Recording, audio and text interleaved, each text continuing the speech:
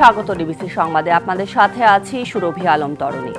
বিএনপির ৩১ দফার সাথে অন্তর্বর্তী সরকারের সংস্কার কার্যক্রমে তেমন পার্থক্য নেই। নির্বাচনই জনগণের রাজনৈতিক অধিকার নিশ্চিতের একমাত্র উপায় বলেছেন বিএনপির ভারপ্রাপ্ত চেয়ারম্যান তারেক রহমান। বলেন, নতুন রাজনৈতিক দলের উদ্যোগকে বিএনপি অবশ্যই স্বাগত জানাবে, তবে রাষ্ট্রীয় পদে থেকে এমন উদ্যোগকে ক্ষমতার অপব্যবহার হিসেবেই বিবেচনা করবে দেশের মানুষ। রাজধানীর ইঞ্জিনিয়ার্স ইনস্টিটিউশনে শিক্ষক সমাবেশে উপস্থিত হন সারা দেশ থেকে আসা সহস্রাধিক শিক্ষক। অংশ নেন বিএনপির সিনিয়র নেতারা। দেশের শিক্ষাক্ষেত্রে বিএনপির অবদান ও ভবিষ্যতে করণীয় আলোচনা করেন বক্তারা। পাশাপাশি সংকট মোকাবিলায় নির্বাচিত সরকারের দাবি জানান তারা।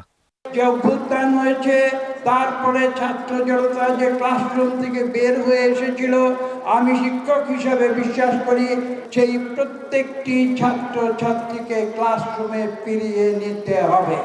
এই বিগত 15 বছরে ডেমোগ্রাফিক ডিভিডেন্ডের জন্য যে সময়টা নষ্ট হয়েছে, আগামী দিনগুলোতে প্রতিটি দিন, প্রতি সপ্তাহ, মাস, বৎসর অত্যন্ত গুরুত্বপূর্ণ। আমরা অপেক্ষা করছি, মনে আন্দোলনটা চলমান। তো দুঃখ পাবো যদি আন্দোলন করে আমাদেরকে এই আদায় করতে হয়, নির্বাচন আদায় করতে হয়। আয়োজনে লন্ডন থেকে ভার্চুয়ালি যুক্ত হন বিএনপির ভারপ্রাপ্ত চেয়ারম্যান তারেক রহমান। বলেন, বিএনপি সরকার গঠন করলে অগ্রাধিকার ভিত্তিতে শিক্ষা কমিশন গঠন সহ গুরুত্বপূর্ণ নানা পদক্ষেপ নেওয়া হবে। বিএনপির ৩১ দফার দাবির সাথে বর্তমান সরকারের সংস্কার কার্যক্রমে তেমন পার্থক্য নেই বলেও জানান তারেক রহমান।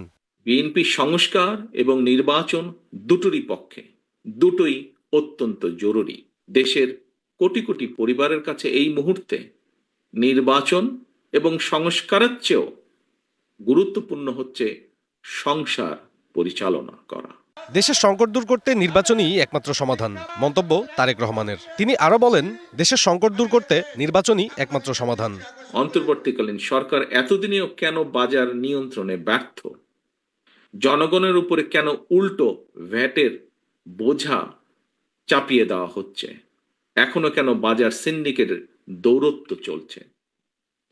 এমন পরিস্থিতিতে কিন্তু জনগণের অনেকের মনেই প্রশ্ন ওঠা স্বাভাবিক, তাহলে কি সরকারের কেউ কেউ অন্য কোনো ইস্যুতে বেশি মনোযোগী, নাকি সরকার পারছে না? এছাড়া নতুন দল গঠন প্রসঙ্গে তারেক রহমান বলেন, রাষ্ট্রীয় পদে থেকে এমন উদ্যোগকে ক্ষমতার অপব্যবহার হিসেবে বিবেচনা করবে দেশের মানুষ।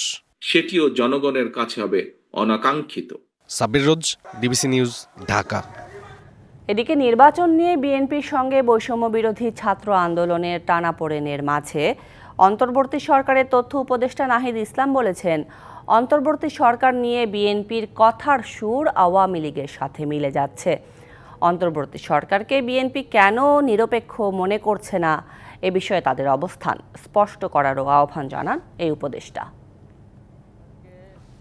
শুক্রবার বিবিসি বাংলাকে সাক্ষাৎকার দেন তথ্য উপদেষ্টা নাহিদ ইসলাম। কথা বলেন সমসাময়িক নানান ইস্যুতে। আরাফাত রহমান সে কিন্তু স্ট্যাটাস দিয়েছে যে এটা অবৈধ এবং অনির্বাচিত সরকার। এ সময় বিএনপি মহাসচিব মির্জা ফখরুল ইসলাম আলমগীরের অন্তর্বর্তী সরকার ও শিক্ষার্থীদের রাজনৈতিক দল থেকে বেরিয়ে আসা নিয়ে প্রশ্নের জবাব দেন তিনি। যে বাইরের যে রাজনৈতিক দল গঠন ছাত্ররা করতে যাচ্ছে, সেই গঠন প্রক্রিয়ায় আমরা তো প্রত্যক্ষভাবে অংশগ্রহণ করছি না। এবং বৈষম্য বিরোধী নতুন কমিটি হয়েছে, জাতীয় নাগরিক কমিটির আলাদা বডি আছে, তারা তাদের মতো কাজ করতেছে। বলেন, রাজনৈতিক দলে যোগ দিলে বেরিয়ে আসবেন অন্তর্বর্তী সরকার থেকে। আমরা যদি সেই দল গঠন প্রক্রিয়ায় অংশগ্রহণ করতে চাই সরাসরিভাবে, আমরা অবশ্যই সরকার ছেড়ে দেব। কিন্তু উনি যেটা বললেন যে যদি রাজনৈতিক দল গঠন হয় তাহলে আর আমরা এখানে থাকতে পারবো না, আমার তো ওই দলের সাথে কোনো সম্পর্কই নেই, তাহলে আমি কেন সরকারে থাকতে পারবো না? মির্জা ফখরুল ও 111 প্রসঙ্গে ফেসবুক পোস্টে জবাবও দেন উপদেষ্টা। 1-11 এবং -2 এর আলাপটা কিন্তু সর্বপ্রথম বিএনপি রাজনীতির মাঠে এনেছে বেশ কিছুদিন আগে। বিএনপি কেন জানি মনে করে যে এই সরকারটা হয়েছে কেবল একটা নির্বাচন দেওয়ার জন্য। অন্তর্বর্তী সরকারকে অস্থিতিশীল করতে দেশে বিদেশি চক্রান্তের পাশাপাশি আওয়ামী লীগের সাম্প্রতিক অবস্থানেও সাদৃশ্য দেখছেন তিনি। সরকার যদি নির্বাচনের মাধ্যমে পট পরিবর্তন। Hasna Akter, DBC news desk. অন্যদিকে ছাত্ররা রাজনৈতিক দল গঠন করতে চাইলে সরকার থেকে সরে এসেই তা করা উচিত বলে মনে করে বিএনপি। অন্যদিকে জামায়াত নেতারা বলছেন, উপদেষ্টা ও সমন্বয়করা সোশ্যাল মিডিয়ায় নিজেদের ব্যক্তিগত মতামত দিয়েছেন, এখানে মেরুকরণের কোনো আভাস দেখছেন না তারা। আর সমমনা দলগুলো বলছে, দূরত্ব না বাড়িয়ে আলোচনায় বসা উচিত বিএনপি ও সমন্বয়কদের। রাজনৈতিক বিশ্লেষকদের মতে সরকারের থেকেই যদি নির্বাচনে যেতে চায় তাহলে শেখ হাসিনার মডেল ফিরে আসবে। নির্বাচন, সরকার ও রাজনৈতিক দল গঠন প্রসঙ্গে বিএনপির সঙ্গে অন্তর্বর্তী সরকার ও বৈষম্য বিরোধীরা রীতিমতো মুখোমুখি অবস্থানে, এমনটাই আলোচিত হচ্ছে কোনো কোনো মহলে। সম্প্রতি বিএনপির মহাসচিব মন্তব্য করেন, বেশ কিছু বিষয়ে অন্তর্বর্তীকালীন সরকার নিরপেক্ষতা পালন করতে পারছে না। দেখি বেশ কিছু বিষয়ে অন্তর্বর্তীকালীন সরকার নিরপেক্ষতা পালন করতে পারছে না। মির্জা ফখরুল ইসলাম আলমগীরের এমন বক্তব্যে তীব্র প্রতিক্রিয়া জানান সরকারের দুই তরুণ উপদেষ্টা নাহিদ ইসলাম ও আসিফ মাহমুদ এবং বৈষম্য বিরোধী ছাত্র আন্দোলনের আহ্বায়ক হাসনাত আব্দুল্লাহ। তিনজনই সামাজিক যোগাযোগ মাধ্যমে বক্তব্য দেন।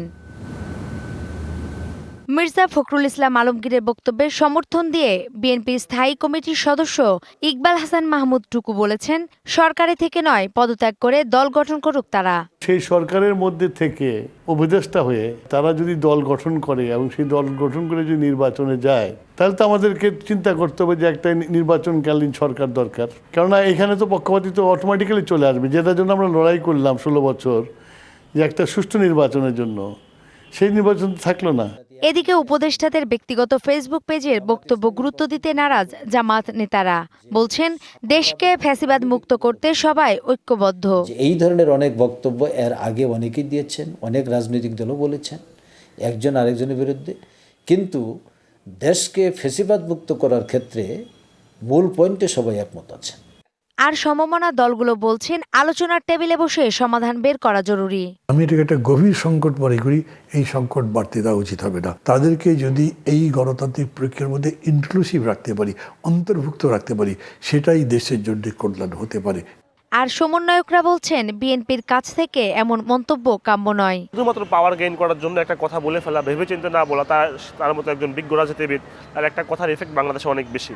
আমার মনে হয় যে এখনো এই রকমের বক্তব্য দেওয়ার জন্য পারফেক্ট সময় বাংলাদেশে আসেনি।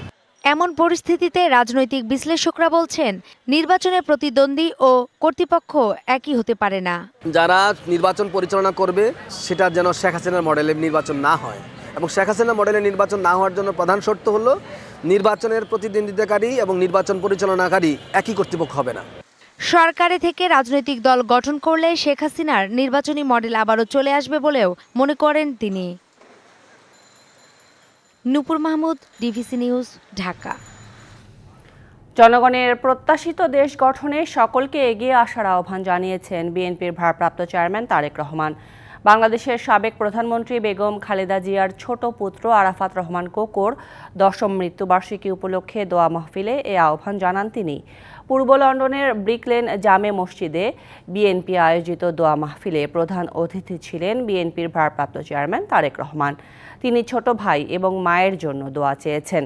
এ সময় আরও উপস্থিত ছিলেন বিএনপির স্থায়ী কমিটির সদস্য doctor AZM Zahid Hossain, barrister MA সালাম, যুক্তরাজ্য বিএনপি সভাপতি MA মালিক, সেক্রেটারি কায়সার M আহমেদ সহ বিভিন্ন পর্যায়ের নেতাকর্মীরা।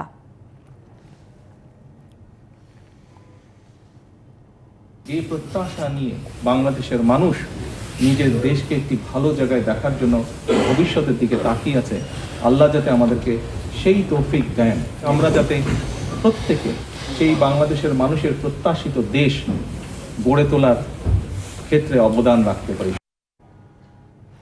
আওয়ামী লীগকে কোনোভাবেই আর নির্বাচনে অংশগ্রহণ করতে দেয়া হবে না, কঠোর হুঁশিয়ারি দিলেন অন্তর্বর্তী সরকারের উপদেষ্টা মাহফুজ আলম। জানিয়ে দিলেন, দিল্লির প্রেসক্রিপশনে যারা চলবে তাদেরকে দমন করা হবে। জুলাই বিপ্লবের পর প্রথমবার নিজ জেলা লক্ষ্মীপুরের রামগঞ্জে অন্তর্বর্তী সরকারের উপদেষ্টা মাহফুজ আলম। এ সময়ে জেলা পুলিশের আয়োজনে দেয়া হয় গার্ড অব অনার।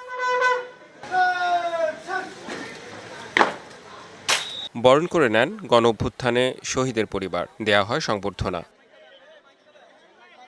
জুলাই গণ অভ্যুত্থানের হত্যাকারী, তাদের দোষরদের যথাযথ বিচার হবে এমন প্রত্যাশা শহীদ পরিবারের। আমার তো একটা ছেলে তো মারা গেছে, আর ছেলে নাই। আমরা কিভাবে চলবো, কিভাবে থাকবো, উনি যে আমাদের এই অবস্থা করতে, এটাই আমরা চাই। আমার ছেলে এবং যারা শহীদ হয়েছে সব শহীদের যেন সুষ্ঠু বিচার হয়। আওয়ামী ফ্যাসিবাদী ও দেশবিরোধীদের আগামী নির্বাচনে অংশ নিতে দেয়া হবে না হুঁশিয়ারি দেন উপদেষ্টা। আমাদের নির্বাচন করার আগে অবশ্যই হাসিনার যে দালালরা আছে, ফ্যাসিবাদের যে দালালরা আছে, তাদেরকে উৎখাত করেই এবং খুনিদের বিচার করে আমাদেরকে নির্বাচনের দিকে এগোতে হবে। বলেন, কোন রাষ্ট্রের তাবেদারিতে চলবে না দেশ। কোনোভাবে যদি আবার আওয়ামী লীগ দিল্লির কোলে আশ্রয় নিয়ে যদি আমাদের দিকে আবারও চোখ রাঙাতে চায়, আমরা কি বসে থাকবো? আমরা কিন্তু বসে থাকবো না। সবশেষ জুলাই গণঅভ্যুত্থানে শহীদ পরিবারের সাথে দেখা করেন উপদেষ্টা মাহফুজ আলম। ব্রিটিশ বিরোধী আন্দোলন থেকে শুরু করে রেদওয়ান আহমেদ, ডিবিসি নিউজ। টেকনাফের সীমান্ত এলাকা ঘুরে দেখেছেন বিএনপির মহাসচিব মির্জা ফখরুল ইসলাম আলমগীর। সকালে টেকনাফের সাবরাং 0 পয়েন্ট ও শাহপরীর দ্বীপ সীমান্ত এলাকা ঘুরে দেখেন তিনি। শুক্রবার সপরিবারে কক্সবাজারে ব্যক্তিগত সফরে যান মির্জা ফখরুল।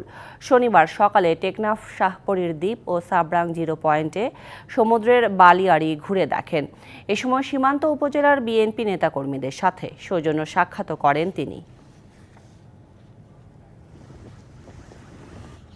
অর্থনীতির স্বার্থে দ্রুত নির্বাচনী প্রক্রিয়া যাওয়ার দাবি করেছে বাংলাদেশ চেম্বার অফ ইন্ডাস্ট্রিজ। শনিবার বিসিসিআই এর তেজগাঁও কার্যালয়ে আয়োজিত প্রেস ব্রিফিংয়ে তারা বলেন, রাজনৈতিক অনিশ্চয়তা ও অনিরাপদ আইন শৃঙ্খলা পরিস্থিতিতে উদ্বেগ এবং অস্বস্তিতে শিল্পোদ্যোক্তারা, ফলে বিনিয়োগ করতে ভয় পাচ্ছেন।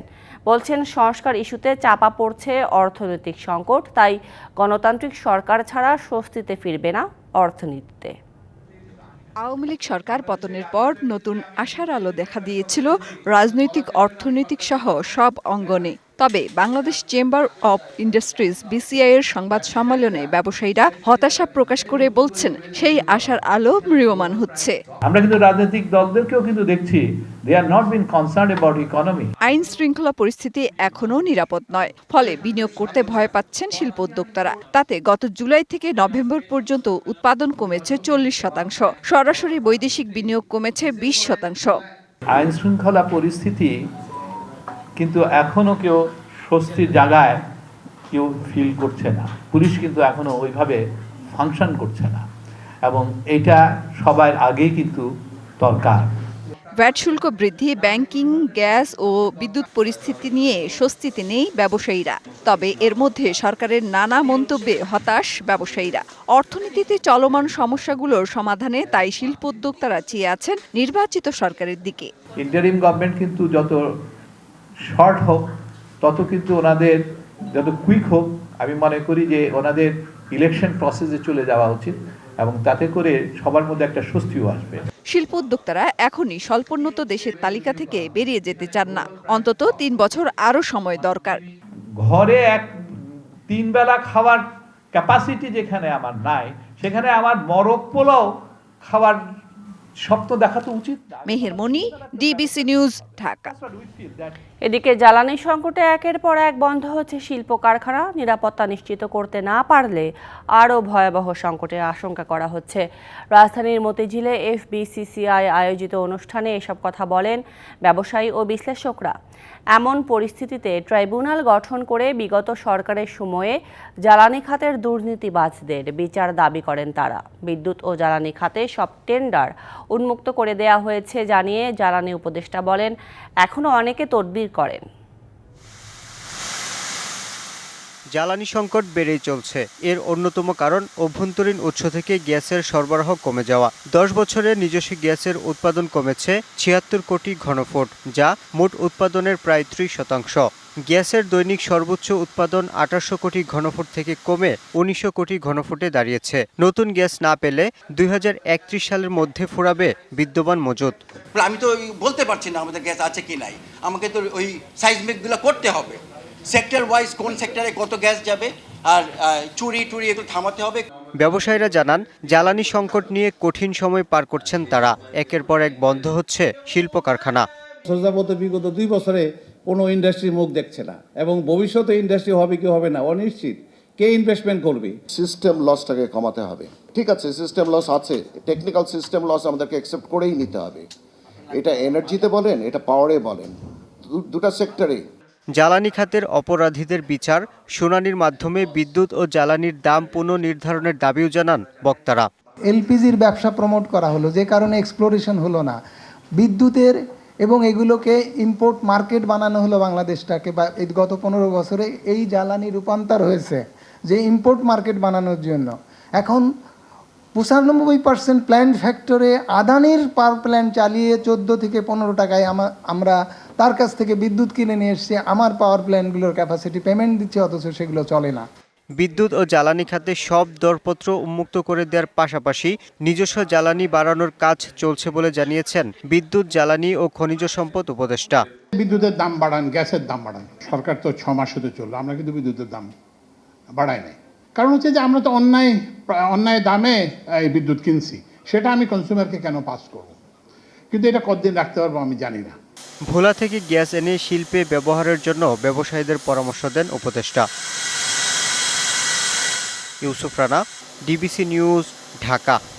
এ পর্যায়ে ডিবিসি নিউজের বিশেষ আয়োজন মহানগর রাজনীতির হালচাল। আজ থাকছে রংপুরের রাজনীতির খবরাখবর।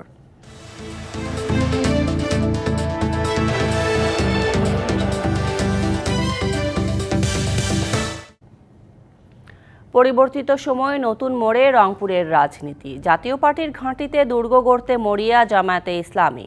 প্রার্থিতা ঘোষণা দিয়ে তৎপর ইসলামী আন্দোলন। এদিকে দ্বন্দ্ব কোন্দল না থাকায় দলীয় নির্দেশনায় মাঠ গোছাতে ব্যস্ত বিএনপি, আর প্রেসার গ্রুপ হিসেবে কাজ করছে বৈষম্য বিরোধী ছাত্র আন্দোলন। অন্যদিকে নিজ এলাকায় অনেকটা কোণঠাসা জাতীয় পার্টি।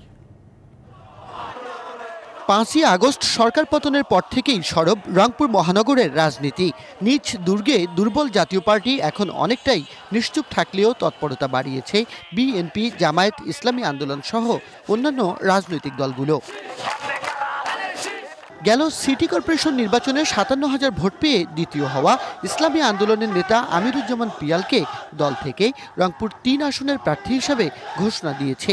এরই মধ্যে মাঠ গুছিয়ে গণসমাবেশ করে নির্বাচনের জন্য পুরোপুরি প্রস্তুত তারা। দায়িত্বের জন্য আমরা লালায়িত নই, এজন্যই আমাদের কোনো অন্তর্কলহ নাই, আমাদের মধ্যে কোনো গ্রুপিং লবিং কোনো কিছুই নেই। আলহামদুলিল্লাহ আমরা যেখানেই গেছি সেখানেই গণমানুষের সাড়া আছে। আশা করছি ইনশাল্লাহ আমরা একটা বৈপ্লবিক একটি পরিবর্তন আমরা আনতে পারব। এদিকে ৮-৮ বেঁধে ঐক্যবদ্ধভাবে মাঠে আছে বিএনপি। তৃণমূলের শক্তি বাড়াতে নিয়মিত সময় দিচ্ছেন কেন্দ্রের নেতারা। প্রার্থিতার প্রতিযোগিতায় প্রাধান্য না দিয়ে রংপুরে ঘাঁটি বাঁধাই এবার দলটির মূল লক্ষ্য। তবে রংপুর 3 আসনে সম্ভাব্য প্রার্থী হিসেবে মহানগরের আহ্বায়ক শামসুজ্জামান সামু ও জেলা কমিটির সদস্য সচিব আনিসুর রহমান লাকুর তৎপরতা চোখে পড়ার মতো, যদিও এখনো ডামাডোল শুরু হয়নি রংপুর 1 আসনে। আমি মনে করি যে এখন আমরা অনেক শক্তিশালী এবং আগামী নির্বাচন হবে, সেই নির্বাচনে আমরা যাতে জয়লাভ করতে পারি তার জন্য যত কর্মকাণ্ড করা উচিত, সামাজিক, রাজনৈতিক, দলীয় যতটুকু আছে আমরা সে ব্যাপারে ব্যবস্থা নিচ্ছি। এদিকে সরকার পতনের পর থেকে ঘন ঘন রংপুর অঞ্চল সফর করছেন জামায়াতের আমির ডাক্তার শফিকুর রহমান। সম্প্রতি দলটির বেশ কয়েকটি বড় জমায়েতই জানান দিচ্ছে জাতীয় পার্টির দুর্গ দখলে তৎপর তারা। তবে দলের নেতাদের দাবি, দলীয় কর্মতৎপরতার পাশাপাশি নির্বাচনকে প্রাধান্য দিচ্ছেন তারা। আসলে আমাদের কাজের মধ্যেই জনসম্পৃক্ততা, জাতি গঠনে ভূমিকা রাখছে জামাত। জামাতের রাজনীতিতে কোনো কোন্দল নাই, জামাতের রাজনীতিতে কোনো লোক দেখানো কোনো কাজ নাই, জামাতের রাজনীতিতে নেতৃত্বের খায়েশও নাই। শুরু থেকেই জাতীয় পার্টিকে ফেসিবাদের দোসর আখ্যায়িত করা বৈষম্য বিরোধী ছাত্র আন্দোলন বেশ সরব রংপুরে। নানা কর্মসূচিতে মহানগরে জমজমাট পদচারণা থাকলেও আপাতত কোনো দলীয় কর্মকাণ্ড চালাচ্ছে না তারা। এখন পর্যন্ত আমরা ওয়ার্ড থানায় এ ধরনের কমিটি গঠন প্রক্রিয়া শুরু করিনি। যদি অচিরেই বা দেশের প্রয়োজনে যদি কখনো আমাদের এরকম আরও আসলে বেশি স্টুডেন্টকে একত্রিত করা বা জিনিসগুলোকে আরও অর্গানাইজ করার জন্য যদি এরকম প্রয়োজন পড়ে আমরা অবশ্যই করবো ইনশাআল্লাহ। আর পরিস্থিতি পর্যবেক্ষণের পাশাপাশি নির্বাচনের জন্য প্রস্তুত হচ্ছে জাতীয় পার্টি। নেতারা বলছেন মাঠ ধরে রাখতে সরব তারা। যেহেতু আমরা একটা নিবন্ধিত রাজনৈতিক দল, সামনের যে কোনো নির্বাচনের তফসিল হলে সেখানে আমরা নির্বাচনে অংশগ্রহণ করব, তার জন্য আমাদের প্রস্তুতি চলছে। জাতীয় পার্টি একবারে পিছায় নাই, আমরা নিজের যেখানে আমাদের সম্ভাব্য ক্যান্ডিডেটগুলো আছে সেখানে দলকে কিভাবে সংগঠিত করা যায়, আরও উজ্জীবিত করা যায় সে বিষয়ে আমরা কাজ করতেছি। মহানগরের অভ্যন্তরে থাকা রংপুর 1 ও রংপুর 3 আসন 1986 থেকে টানা দখলে ছিল জাতীয় পার্টির। পরিবর্তিত সময়ে সবার দৃষ্টি এখন এই 2 আসনের দিকে। Majed Masud, DBC news, Rangpur. আজ 25 জানুয়ারি 50 বছরে পদার্পণ করল social marketing company SMC.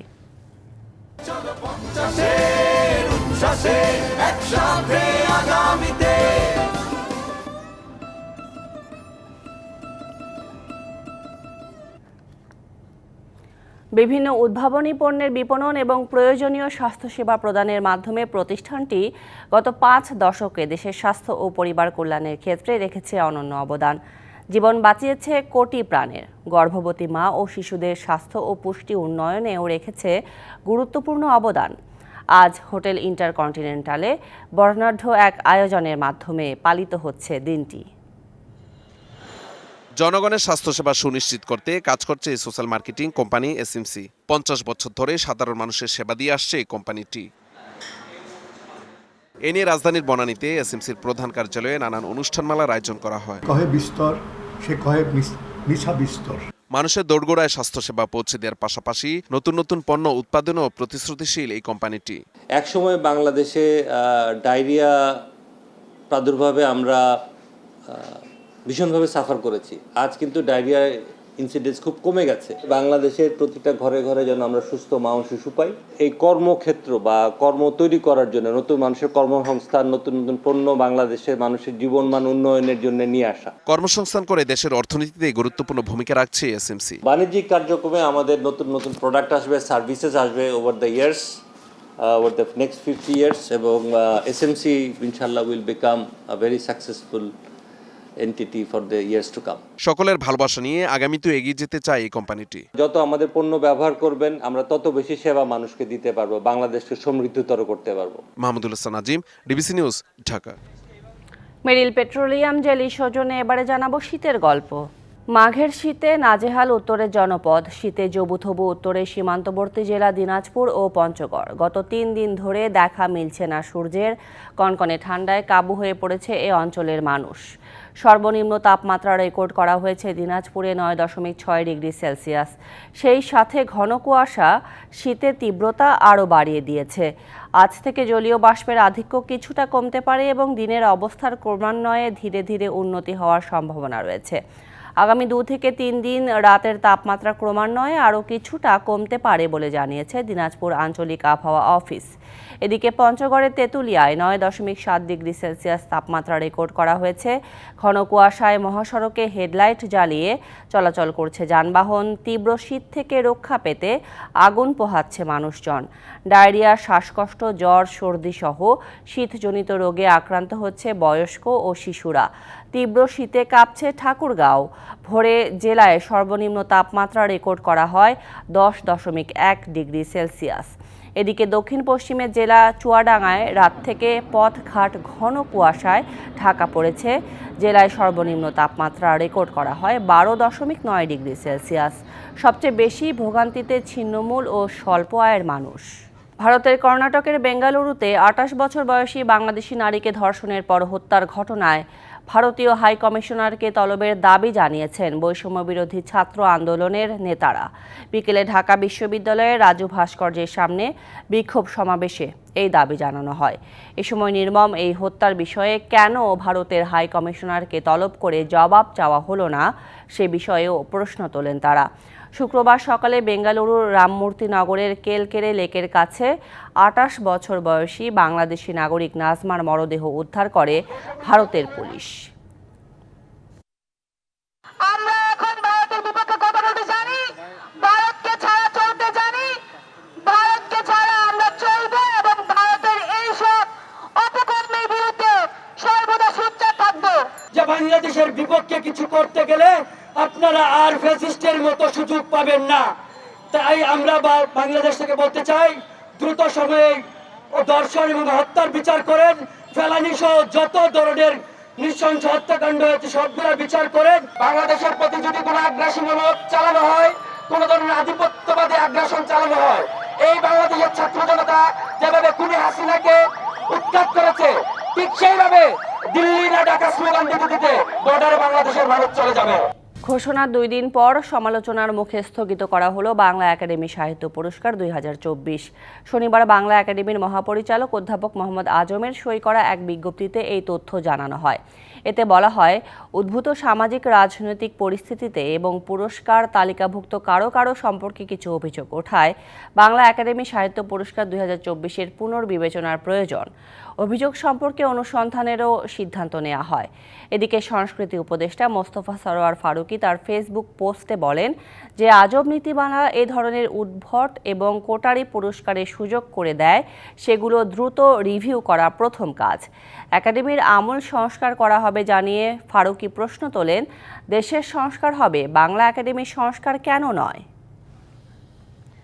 Feni সাহিত্য সভার 2 বছর পূর্তি উপলক্ষে প্রথমবারের মতো অনুষ্ঠিত হয়েছে সাহিত্য সম্মেলন।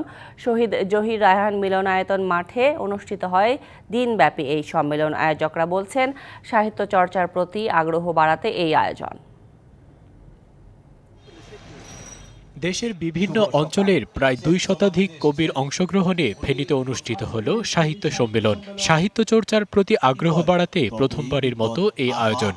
কি করে উত্তরাবতরী প্রভু আমি যে একলা হা কৃষ্ণ করুণা সিন্ধু। দিনব্যাপী এই আয়োজনে ছিল ফেনী সাহিত্য সভা পাঠচক্রের অধিবেশন, আধুনিক কবিতা বহুরৈখিক উচ্ছ্বাস, সাম্প্রতিক কথা সাহিত্যের প্রবণতা বিষয়ক সেমিনার ও সাংস্কৃতিক অনুষ্ঠান। কবিতায় সারাবে সকল অসুখ। অনুষ্ঠানে সেলিম আল দিন সাহিত্য পুরস্কার দেওয়া হয় লেখক ডক্টর সলিমুল্লাহ খানকে। এ সময় ফেনীর 10 জন কবিকেও দেওয়া হয় গুণী লেখক সম্মাননা।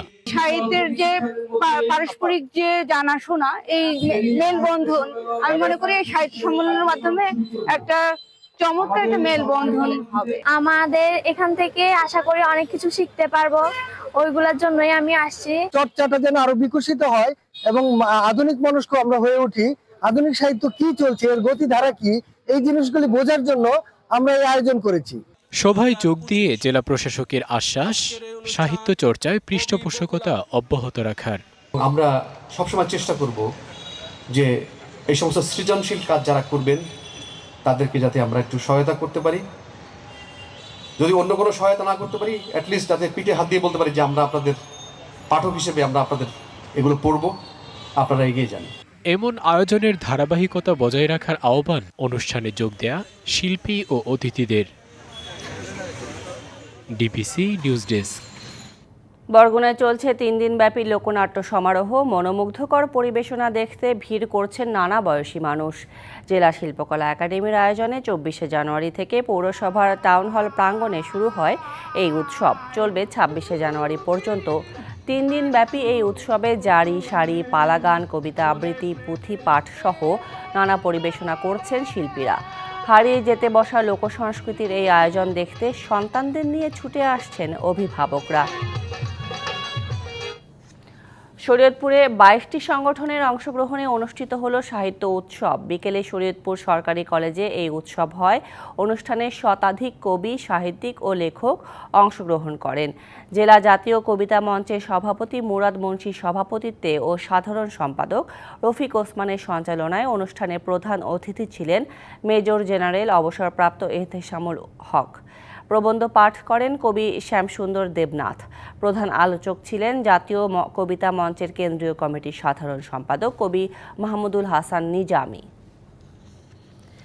খেলার প্রসঙ্গ, পারিশ্রমিক নিয়ে একের পর এক নেতিবাচক খবর, তবুও হুঁশ হচ্ছে না বিপিএলের ফ্র্যাঞ্চাইজিগুলোর। দুর্বার রাজশাহী যেমন এখনও ক্রিকেটারদের বকেয়া পারিশ্রমিক দিতে উদাসীন। নাম প্রকাশ না করার শর্তে দলটির এক ক্রিকেটার জানালেন, অনেকে পাচ্ছেন না দৈনিক ভাতাও। পারিশ্রমিক ইস্যুতে অনাকাঙ্ক্ষিত প্রশ্ন এড়াতে রংপুর ম্যাচের আগে সংবাদ সম্মেলনও করেনি দলটি। অনেক পরিবর্তনের বিপিএল দ্বিতীয় দফায় ঢাকা পর্ব শুরুর আগে চলছে শেষ মুহূর্তের ধোয়া মোছার প্রস্তুতি। জুলাই বিপ্লবের প্রতিচ্ছবি, সাথে মাস্কট, উপরে একেবারেই ফিটফাট। তবে ভেতরের অনিয়ম আর পাওনা টাকার হিসাব মেলাতেই হিমশিম খাচ্ছে ফ্র্যাঞ্চাইজিরা। 4 ভাগের 3 ভাগ খেলা শেষ, অথচ এখনও 1 টাকাও পায়নি দুর্বার রাজশাহীর একাধিক ক্রিকেটার। এমনকি দৈনিক ভাতাও দিতে ফ্র্যাঞ্চাইজিটির অনীহার শেষ নেই। কিছু প্লেয়ার পাচ্ছে, কিছু প্লেয়ার ব্যাপারটা হচ্ছে এমন, আমি তো এখন পর্যন্ত 1 টাকা পাই নাই, কোনো ডিএ না, কোনো টাকা নাই, ব্যাংকিং বোনাসও দিচ্ছে সিলেটে, ওটাও পাই নাই। পাড়া ক্রিকেট খেললে তো আমরা টেস্ট খাওয়াই, পাড়া ক্রিকেট থেকে তো একদম। তাসকিন বিজয়দের 25% পারিশ্রমিক দিয়ে যেভাবে প্রচার চালিয়েছে রাজশাহী মালিকপক্ষ, সবকিছুই যেন আবার থমকে গেল। তাই তো রংপুর ম্যাচের আগের দিন প্রেস কনফারেন্সের ঘোষণা দিয়েও সেই কথা রাখেনি রাজশাহী কর্তৃপক্ষ, অনুশীলন করেই ধরেছে টিম বাস। দলটির মালিক যেখানে 50% পারিশ্রমিক দেওয়ার ঘোষণা দিয়েছে রোববারের মধ্যে, সেখানে আগের 25%র হিসাব নিকাশি এখনও শেষ হয়নি। আমার প্লেয়াররা যারা যারা বিদেশে যাবে তারা যাওয়ার আগে they will get the payment, এবং আমাদের দেশের ছেলেদেরকে আমরা টুর্নামেন্টের 2-3 দিনের মধ্যে, মানে 30 তারিখের মধ্যে আই ওয়ান্ট টু ক্লিয়ার ইট। শুধু দুর্বার রাজশাহী নয়, বকেয়া পারিশ্রমিকের অভিযোগ উঠেছে বিপিএলের আরও বেশ কিছু ফ্র্যাঞ্চাইজির বিরুদ্ধে। এমন বেহাল অবস্থায় পুরো ক্রিকেট বিশ্বের কাছেই ইমেজ সংকটে পড়েছে নতুন বাংলাদেশের কথিত নতুন BPL. Shahriar Hossain, DBC news, Dhaka. এদিকে বিরোধিতার মুখে বিসিবির গঠনতন্ত্র সংস্কার কমিটির কার্যক্রম স্থগিত করল বিসিবি। চলতি বছরের দ্বিতীয় নির্বাহী সভায় এই সিদ্ধান্ত নেওয়া হয়। পাশাপাশি আগামী 48 ঘন্টার মধ্যে বিপিএল এর পারিশ্রমিক নিয়ে সৃষ্ট সমস্যার সমাধানের আশ্বাস দিয়েছে বিসিবি। প্রায় 5 মাস পর চূড়ান্ত হয়েছে বিসিবির স্ট্যান্ডিং কমিটি। ক্রিকেট পরিচালনা ও নারী বিভাগের দায়িত্ব পেয়েছেন নাজমুল আবেদিন ফাহিম। আগে থেকেই আম্পায়ার্স কমিটির দায়িত্বে থাকা ইফতেখার রহমান মিঠু নতুন করে পেয়েছেন মিডিয়া কমিউনিকেশনের দায়িত্ব। ফাইন্যান্স কমিটির চেয়ারম্যান ফাহিম সিনহা, পাশাপাশি তার কাঁধেই থাকছে গেম ডেভেলপমেন্ট কমিটি, ডিসিপ্লিনারি ও বয়সভিত্তিক টুর্নামেন্ট কমিটিতে রয়েছেন সাইফুল আলম স্বপন চৌধুরী। আকরামের অধীনে রয়েছে টুর্নামেন্ট ও ফ্যাসিলিটি ম্যানেজমেন্টের দায়িত্ব।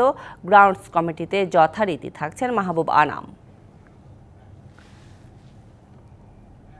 সংবাদে ছিল এখনকার মতো। ডিবিসির সঙ্গে থাকুন।